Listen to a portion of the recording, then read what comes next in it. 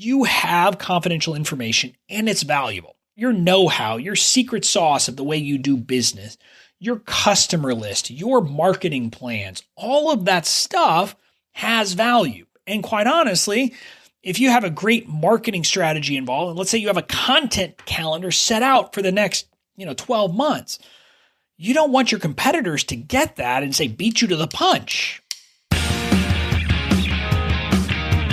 Get ready to build, protect, and sell your expertise online with the Online Genius Podcast.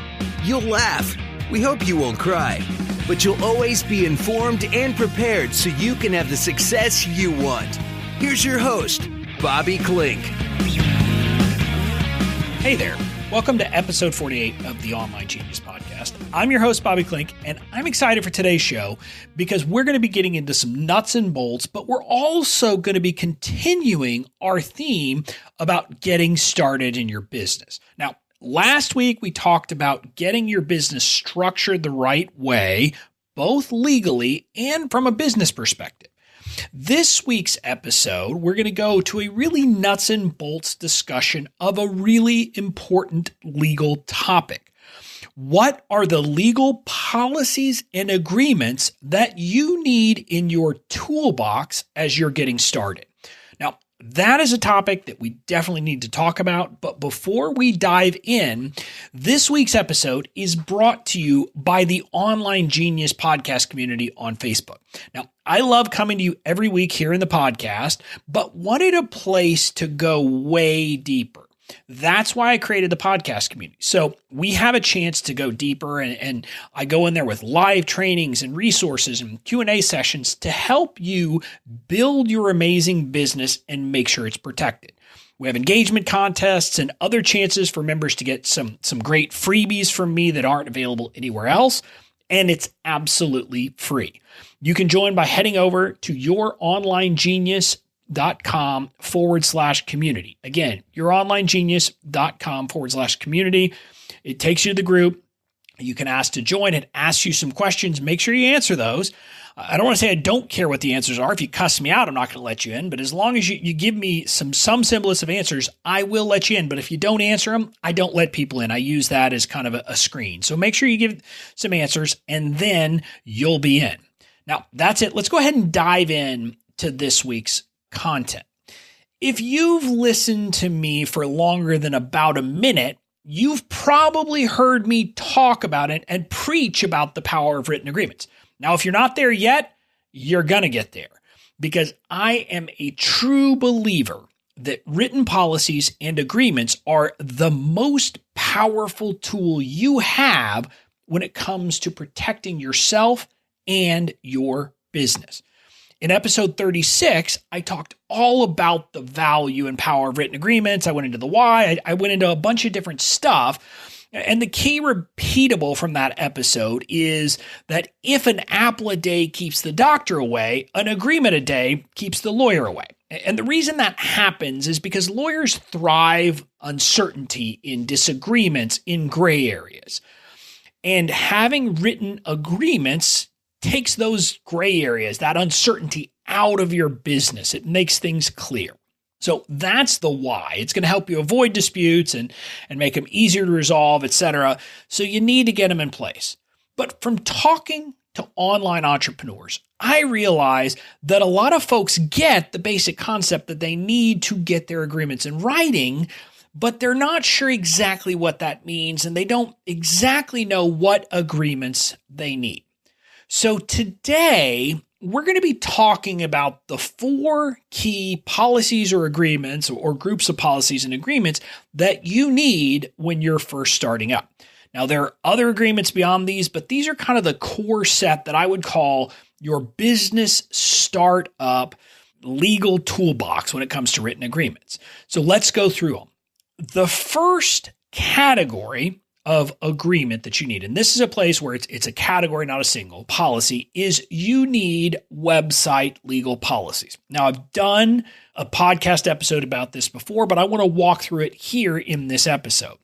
And first, let's start from a very kind of a background point. Your website is pretty darn important to your business. If you're listening to me, you're an online entrepreneur, and that means you're doing a lot of things online. And your website, even if you have other things, even if you use social media, even if you have all of these other things, a course site, etc., all that's well and good, but your website generally is going to be your online home base, your online hub. It's where you're going to be putting out your content. It's where you're going to be doing a lot of different stuff. And that stuff kind of permeates your business. Again, if you're listening to me and you're an online entrepreneur, I'm guessing one of the things you're doing on your website is collecting leads. You probably have lead magnets. You have places people can subscribe to whatever your weekly content is. You have offers where people can get something free. You have all of that stuff. And so you're collecting information to people. But you're also giving out a lot of information on your website. Maybe it's a podcast like I do. Maybe it's a blog post series. Maybe, it's a video series. But whatever it is, you have a lot of information on your website. And you're giving people, information that they can use in their life, in their business, etc. And you may even be selling directly from your website. Maybe not. Maybe you have some broader, way to sell and you sell courses through something else. But there's a good chance you're probably selling something through your website. And maybe you have some small, cheap things people can buy for $17 or $37. And all of these things that you're doing on your website, they have legal implications and they require you to take certain steps to protect yourself. And so at the end of the day, you need 3 legal policies on your website if you are an online entrepreneur. First, you need a privacy policy. Now, this one is not optional. This isn't me telling you need this. This is legally required. If you collect information from people, you are going to be required to have this. There's laws in California, there's a law in Europe, there's a lot of different laws that apply here, but just understand you are legally required to have a privacy policy on your website. Now, there are other reasons you're going to need it, including that if you're going to want to advertise on Facebook, if you're going to want to advertise on social media, if you're going to want to do Google pay-per-click advertising, if you're going to do any of that stuff, they're going to require you to have a privacy policy. So you need a privacy policy. Now, what needs to be in that privacy policy? The way to think about it is it's really not all that surprising. You think about the classic questions of journalism or whatever. It's what, why, how, and who. So the what is you need to tell people what you collect. What information are you collecting from them when they visit your website? Some of this is boilerplate that you're just going to tell them you're using analytics tools, you're using pixels, you're using all of those kind of technical things behind the scenes. But then you're also going to tell them if you're collecting information on forums. It seems pretty self-evident, but you need to tell them that. So that's the what. Then you have to tell them the why. Why are you collecting that information? In other words, what are you going to do with it once you get it? Why do you want it? Why are you going to want to use it? And then what are you going to kind of use it for? So that's pretty simple. And the basics here is, hey, you're going to use it, number one, to deliver any content that they've asked for.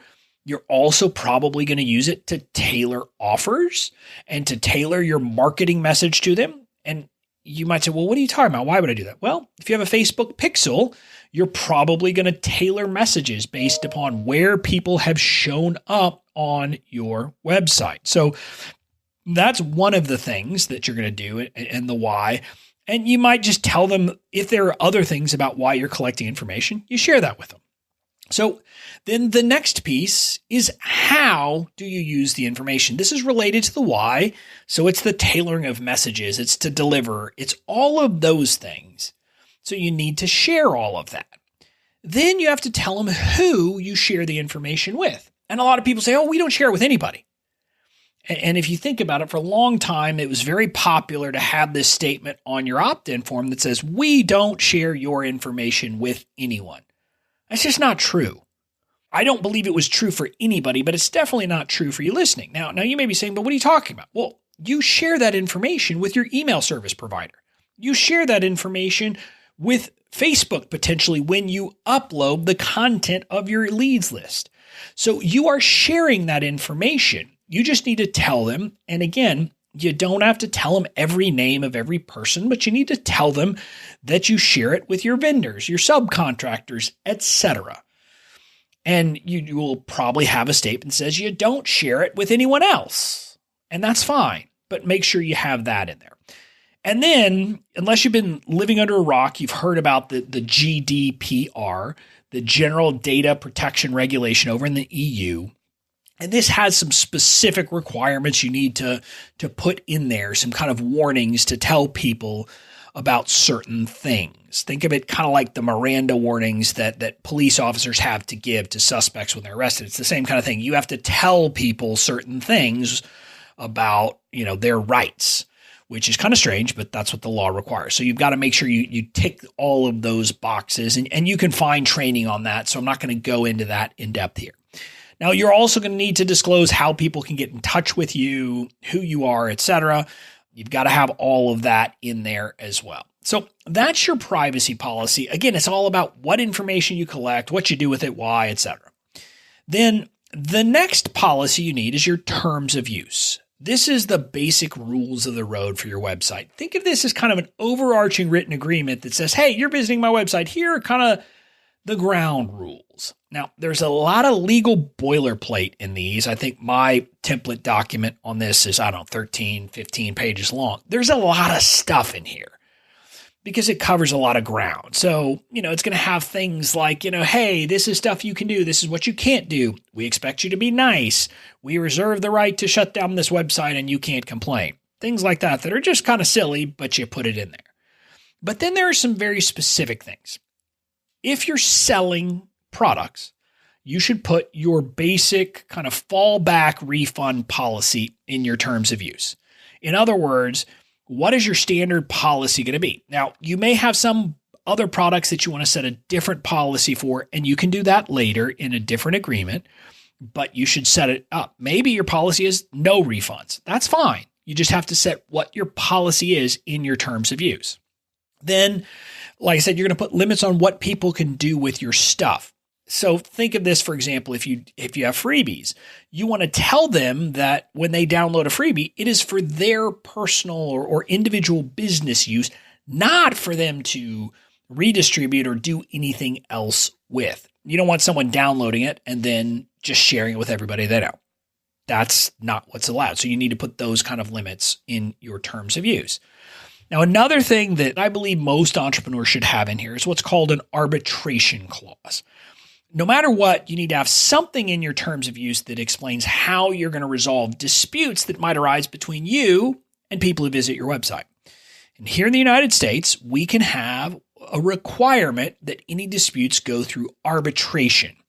This is a system where we don't go to court. We hire someone privately to resolve disputes, and it will generally result in disputes being resolved more quickly, more cheaply, etc., even though you have to pay the person who makes a decision. And all that's well and good, but there's another reason why you want an arbitration clause. An arbitration clause, you are allowed to say that if you have a complaint, you have to bring that individually. You can't join together with anyone else in bringing that complaint in arbitration. If you think about it, for a typical issue that someone might have with your website, that alone is going to make it impossible for them to really, bring some silly claim against you. Someone who has a $1.50 complaint isn't going to come after you because it's not worthwhile. So that ability to say you have to come individually, not jointly, is a huge reason. So you're generally going to want to have an arbitration clause that says that in it in your terms of use. So that's the terms of use. Again, it's a big document. There's a lot of legalese. You need to have a terms of use that's tailored to your business, but that also has all that legal boilerplate. Then the last policy document for your website is a disclaimer. This should be a document you love. It should be one of your best friends because it's all about how they can't get mad at you. They can't sue you. And if they do sue you, they can't get any kind of damages from you. There's a few different things. There's the boilerplate, big old ugly clauses that say you can't sue us for anything. And if you can, you can't collect any of these kinds of damages. That stuff is pretty similar across the board. And the point of it is just to to put that out there.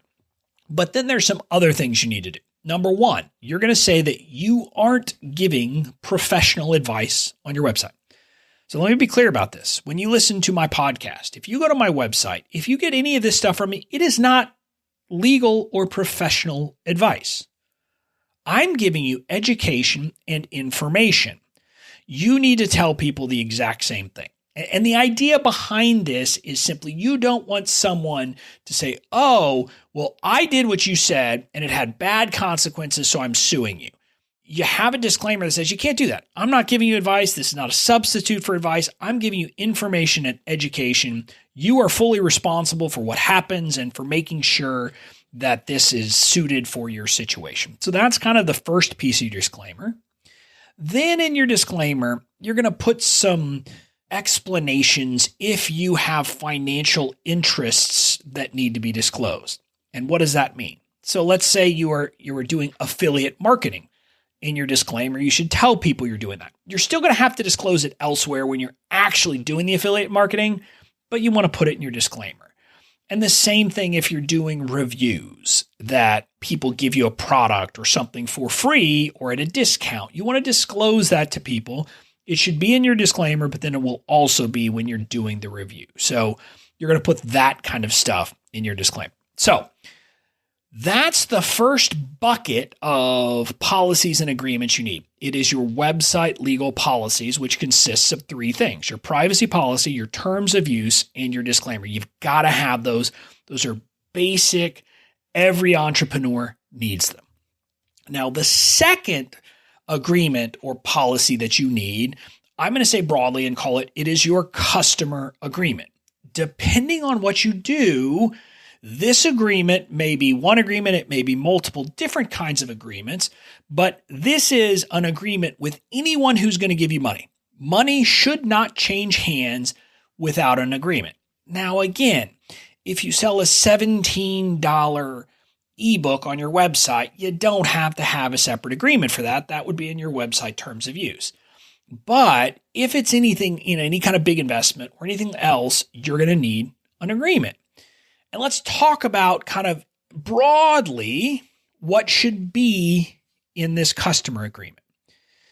Now, it should set out the contours of your relationship with the customer. And so what does that mean? You're going to lay out what work you will perform, services you'll provide, or product you're going to provide. So again, depending on what you're doing, that'll be different. But it's what are you going to do? What are you giving them? Now, another part is if there are things that you won't do that they might believe you would do, you should put those in as well. The example I like to give here is if you are a web designer, but you don't do copy, meaning you won't help them write their copy for their website. You're just going to do the design and they're responsible for the copy. You should probably put that in the agreement because some of your customers might expect that you would write the copy for them. So put it in there because again, the point of this is to make sure you're on the same page. There's no disagreement. Now, the next piece you have to put out is what will they pay you? That should be set out specifically in your agreement. And how will they pay you? Is it a single payment? Is it an initial deposit and then a later payment, et cetera? All of that needs to be in your agreement. And then the last piece that's going to be common to all of these is how will you resolve disputes? That's an important piece of understanding this because you're going to need to have a way to resolve disputes if they come up. So you're going to want to put that. And, normally you're going to want to say either it's arbitration or you're going to say you have to come and sue me where I am. So that's what you're going to want there. Now, I want to talk about a couple of concepts here that I hear from entrepreneurs. Now, a lot of people are afraid of these agreements, of customer agreements. And this fear comes up in a couple of different ways. It starts from this broad perspective of, I don't want to seem overly legalistic with my customers. And I hear this mainly from coaches and folks like that. They don't want to come off as someone who's kind of overly legalistic and maybe adversarial. They're afraid that presenting this in and of itself suggests kind of an adversarial relationship. So I want to talk about that in a couple ways. Number one, you should not have that fear because these agreements are not just about you. They're about protecting you, but also protecting your customers. The point of this is, hey, once we have this legal stuff taken care of and we have the agreement formalized, we're avoiding disputes for both of us. So then we can just get on with it and have our working relationship. So getting the agreements in place is beneficial for you, for them, for everybody else. And you get it done, and then you can be happy and move on and be friendly and do all those things and collaborative, etc. So that's number one, is explain that it helps both of you and you're getting it out of the way. Now, the second thing I hear from a lot of entrepreneurs is that they want an agreement that doesn't have the legalese in there. They want it to be plain English, is what I hear over and over again. Now, is it possible to write one of these agreements without any of the legal sounding language that still covers you and your customer? It might be. And I say it might. Let me tell you how that legal language that you see that kind of makes you cringe came about. It came about because there was an agreement that was pretty simple, and then someone found a hole in it, and they sued, and they won. And so then the people who draft contracts said, well, I'm going to plug that hole by adding this clause. And then someone else sued on something else, and they plugged that hole. And so language gets added over time to plug various holes. And in other cases, there are kind of some legal magic words that you need to use to cover things. So there's a clause that you'll see in a lot of contracts that says any dispute arising under or relating to.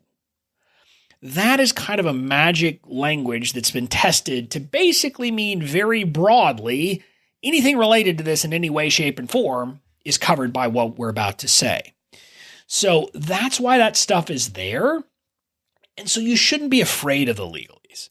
And what I tell people is, look, I don't use legalese when I'm talking. I don't use legalese in my training. I don't use legalese except in contracts. I include it in the contracts because it serves a very important purpose of protecting both sides in the agreement. So don't be afraid of the legalese and explain that. Again, if your customer, coaching client, et cetera, says, hey, why is this in there? You can explain that. Say, look, this is language that lawyers have developed over time to protect both of us, to make sure that we're safe, to make sure that this is taken care of. So don't be afraid of that. Okay, so those are kind of some objections I hear. Now I want to walk through different kinds of customer agreements. So one is a client agreement. This is what you would use if you are kind of a service provider who works one-on-one with clients. So if you're a copywriter, if you're a web designer, if you're, in my case, a lawyer, if you're any of those things, you're going to have a client agreement. And your client agreement, again, the important thing here is to lay out the work that you will perform specifically. Now, there's a couple of different kinds of client agreements. Maybe you have a monthly retainer where you will do a certain amount of hours each month. That's pretty simple. You say, hey, every month I will do up to 8 hours of work for you and you will pay me X dollars or whatever it is. I mean, maybe it's 4 hours. Whatever the number is, put that in. And so you put that in and that's easy enough. Now, if there are kinds of work that you won't perform because it's just not in your zone of genius, but that they might think you would perform, make sure to exclude those. You should generally put the scope of the type of services you'll provide. But the concept is if it's a flat, or kind of a flat fee each month for a certain number of hours, those are pretty simple. The bigger issue is if it's a project-based work, like I will do the following tasks for you for X dollars. That's when you need to get very specific about what tasks you're going to perform so there's no dispute later. So that's a client agreement. Again, they're going to have a bunch of legalese in there too, but the hard part is make sure that you lay out the work that you're going to do specifically and any carve-outs of work you won't do. Now, the next kind of customer agreement you might need is a coaching agreement. If you're a coach, you need a coaching agreement. Now, it's going to be similar to a client agreement, but let's be honest, if you're a coach, you probably have either weekly sessions every month, or you'll sell a package where they get 8 sessions or whatever it is, but you're going to be selling normally based on a number of coaching sessions. And you'll want to lay out the contours of that. What is a session? How long is it? How do they book it? How do they do all of those things? But you're also going to need a cancellation policy. And what I mean by that is, how far in advance of a particular session do they have to cancel for it to not count as one of their sessions? In other words, if you've blocked out time for them, you don't want them to cancel 5 minutes in advance on a regular basis, because all of a sudden that's going to make your life very hard. So you decide what it is. Is it 24 hours notice? Is it 48 hours notice? Whatever it is, you figure out that policy and you need to put that in. And it should say that if you do not cancel, more than, and whatever it is, X hours prior to the session, that will be counted against your total number of sessions. So you want to deal with that. And again, like a client agreement, if there are things that are out of bounds that you won't help them with as a coach, put those in there. Just make it very clear. So that's your coaching agreement. Again, there's a lot of boilerplate, but the key is set out the relationship, a cancellation policy, etc. Now, the final area I want to talk about is a course agreement. So if you make money by selling online courses, you need an agreement that everyone who signs up for the course must agree to. Now, in these situations, you're not going to have them physically sign or even use like a sign now to get a signature. You're going to have them click to accept the course agreement as part of your sales process. And in this, again, the key piece is to make sure they understand what they're getting and what they're paying. A couple of things that come up. You need to explain what they're getting access to. And if you say lifetime access, what does that mean? Most likely it will mean they have access. And if you're going to discontinue it, you will give them the ability to download it all. But again, you need to lay out what that means. If there's a Facebook group with Q&A sessions, you're going to say, how many Q&A sessions are they entitled to? Put a number. You can always allow them to have more. So you might say not less than 8 question and answer sessions. But so you're going to put a number. The idea is, hey, that way, if it said 8, you just know that, if you stop selling it today, you've got to do 8 more Q&A sessions, and then you can stop doing Q&A sessions. So you need to have limits that give you a way out, and you have to have those built in from the get-go. Another thing that some people, if you have like a recurring payment option, so a monthly pay for a big purchase.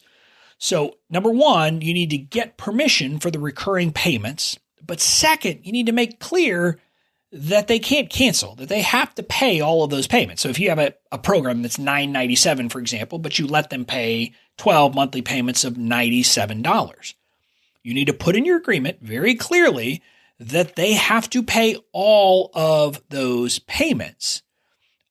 They can't simply stop, so that people understand that. That's an issue that comes up quite frequently. Again, you would have a refund policy, whatever it is for your course, you'd have that in there, etc., so that people understand how they can get a refund. But you need to say that if you don't do that, you have to make all the payments. Now, one other thing you're generally going to include in this kind of agreement is set out any limits on using or sharing the information. So if you don't want them to give access to anyone besides themselves or to use this in certain ways, you have to put those limits in your course agreement. So that's kind of your customer agreement in a nutshell. Lay out the contours of the agreement, and then you're going to have this legal boilerplate. And so, maybe it's a client agreement, maybe it's a coaching agreement, maybe it's a course agreement, maybe you do kind of a little bit of both. Maybe you have a one-on-one clients and courses. You need to have an agreement for each situation. That takes us to the third bucket of agreements, and this is you need agreements with people who are doing work for you. And again, I'm not going to get into the details of having an employment agreement. I don't do employment agreements in a traditional sense, you don't have to have a written agreement with employees. But there are certain things that you do need to address in agreements that for people who work with you, whether they're independent contractors or employees. And generally, one of the most important things is limits on what they can do with your information. The information they learn while working for you is confidential.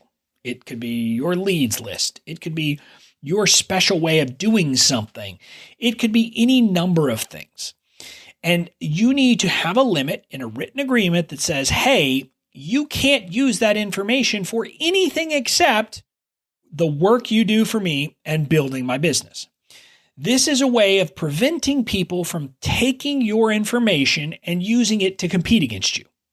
They can maybe go work for someone else later, but you don't want them taking your info with them when they do that. So that's one piece. Another thing you need is some clauses or an agreement that makes sure that you actually own the work they produce. So if they're producing content for you, or if they're producing some other kind of intellectual property, you want to have very clear language that makes clear that you own that content. And I'm not going to get into the boring legalese, but you're going to put something that says, hey, you agree that we own this outright from the beginning. But if there's some reason we can't own it outright, you agree to assign and hereby do assign. Again, that's a magic language that says they're giving you the rights to all this information if they owned it at the outset. So you want that in there.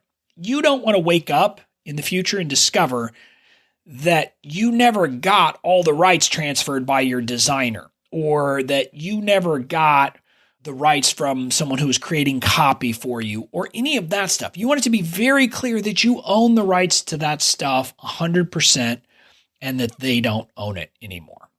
And then the last piece you're going to want is some language to make sure you're on the same page about the work this person will do.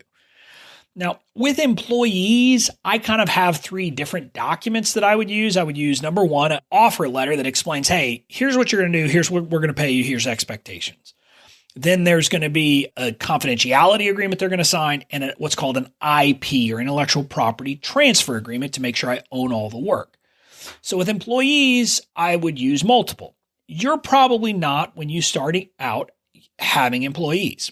So you're probably going to be starting with independent contractors, with designers, with VAs, with all of those folks. Well, with those folks, you're going to use an independent contractor agreement, a single agreement that has all of this language. And in many cases, these folks will have an agreement. They'll have a customer agreement, right, that they're going to have you sign. You need to make sure that that agreement addresses all of these things. And if it doesn't, you need to have an agreement that you can have them sign as well. And so again, that's the independent contractor agreement. So that's agreements with workers. That's kind of the third bucket. That brings us to the last bucket we're going to talk about today. And this is that you need agreements to protect your confidential information. We already talked about that in the context of workers, but you're going to need it in other places too. Again, I'm just going to stress this point to you. You have confidential information and it's valuable. Your know-how, your secret sauce of the way you do business, your customer list, your marketing plans, all of that stuff has value. And quite honestly, if you have a great marketing strategy involved, and let's say you have a content calendar set out for the next 12 months, you don't want your competitors to get that and say, beat you to the punch on all that content. That would not be good. Again, it's not like, necessarily it's, a national secret, but if someone knew your content that you were going to be producing for the next 12 months and knew exactly when you were going to publish things, that would not be good for you because they could theoretically beat you to the punch if they're a competitor. So you want to make sure that that kind of stuff you can protect. And outside of contractors and employees, the other times where this becomes an issue is if you're considering a joint venture or a potential partner to work with you maybe on a long-term basis in your business. Well, you're going to need to share information with those folks, right? They're going to need to know what your plans are, what's your business like, what are your numbers like, all of those things. Well, what you have to do is get a written confidentiality agreement in place with those folks before you share the information with them. If you do that, they can't use the information that you share with them, and they're going to have to destroy it if you don't do a deal. If you don't have one of those agreements in place, you're going to find yourself in a rough situation trying to limit what they can do with that information. So again, this other piece in your contract or kind of in your legal agreement toolbox are confidentiality agreements. And generally these come in two flavors. You have what you've probably heard of as an NDA, which is a non-disclosure agreement. And that's generally a one-way agreement. In other words, if you're going to share your confidential information with someone, they're not going to share any of their confidential information with you. You get them to sign an NDA. So that's a one-way agreement. The other flavor is a mutual confidentiality agreement or a mutual non-disclosure agreement. This is what you use in the context of potential partnerships where both sides are going to be sharing confidential information with the other. That way, both sides are protected, etc. They're largely the same. They're just, in a sense, a one-way versus a two-way agreement. But you need to have those in your toolbox so that when these situations come up, you can quickly say, here you go, here's my confidentiality agreement, or here's my NDA, and you don't have to, at that point, go try and piece one together. That way you just have one sitting kind of in your toolbox. So that's kind of, at a broad level, your starting out written agreement toolbox. You need your website policies. You need your customer agreement or agreements, depending on if you just have one kind of product or multiple. You need your agreements for workers, and generally that's going to be an independent contractor agreement. And then you need your confidentiality agreements. So you need those in your toolbox. And as you start out, those are the most important ones. Now, I want to be clear. There are other agreements that you're going to need. And depending on your business and where you are, you may need them now, you may not. So, once you get to the point of getting testimonials, you're going to need a testimonial release. If you want to have people signed up as an affiliate in your business, you're going to need to get an affiliate agreement.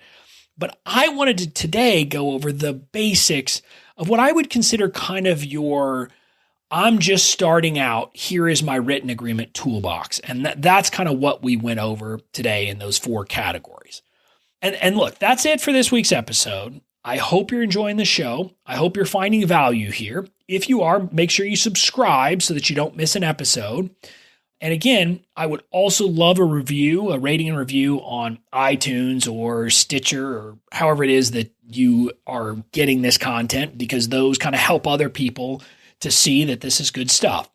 And also, don't forget to join the Online Genius community by heading over to youronlinegenius.com/community. Again, youronlinegenius.com/community, and that'll take you to where you can join. And we're going to be talking in that group this week about this issue. There's going to be a live training about some of these issues, and we're going to talk about some of these other concepts related to getting these written agreements in place. So I hope to see you in there. If you're not listening to this live, but later, we're still there. Go over there, join, and we've got some great content on kind of a weekly basis where I get in there and I answer questions and interact with folks. So the Online Genius community is kind of the place to be to get all of this content and to go a little bit deeper on these issues. So that's it. I'll see you back here next week for another episode of the Online Genius podcast. Thanks for listening. And remember to visit mistakes.youronlinegenius.com to get your essential guide to the 4 legal mistakes that can doom your business and how to avoid them. Join us next week for another episode to expand your online genius and your success.